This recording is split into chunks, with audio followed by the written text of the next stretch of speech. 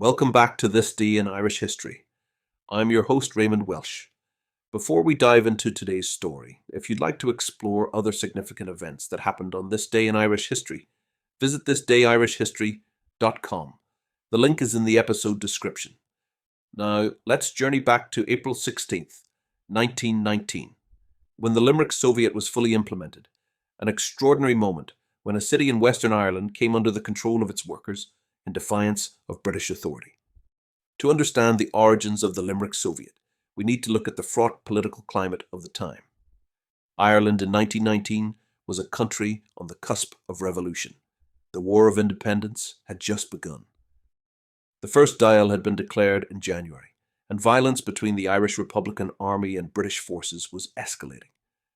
But in Limerick, a different kind of resistance emerged, one rooted in labour solidarity and working class defiance. The immediate catalyst for the Limerick Soviet was the death of a Republican named Robert Byrne.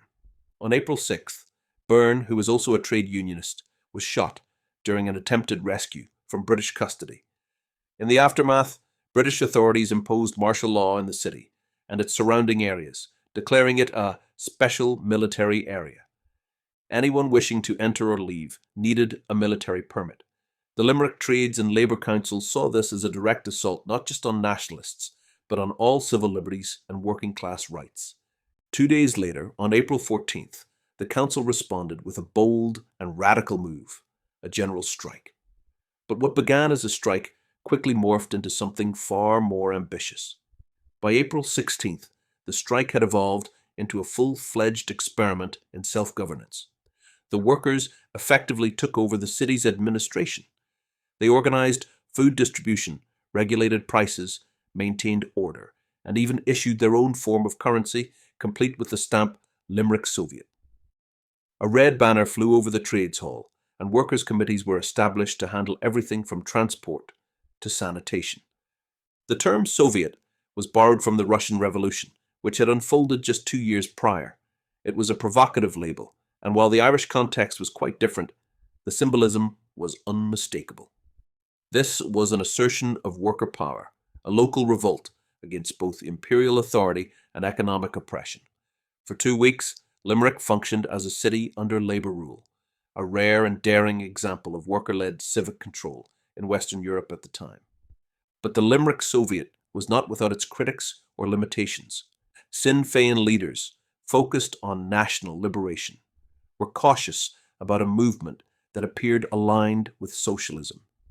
The Catholic Church was uneasy with its revolutionary overtones, and while the Soviet garnered support from labour unions across Ireland and international headlines in newspapers as far away as New York and Moscow, it lacked broader political backing. Ultimately, the Soviet ended as suddenly as it began. Faced with isolation, growing pressure, and the threat of military reprisal, the Trades Council voted to end the strike on April 27th. The city returned to British control, but the memory of those days lingered. Though brief, the Limerick Soviet remains a potent symbol of what ordinary people can achieve through collective action. It was not simply a rebellion. It was an organized and peaceful demonstration of an alternative form of governance. It challenged both imperial power and capitalist structures, if only for a moment, and it left behind a legacy of courage and imagination. Thank you for joining me on this journey through Ireland's rich past. Please like and subscribe, and until next time, I'm Raymond Welsh, Slán go Foil.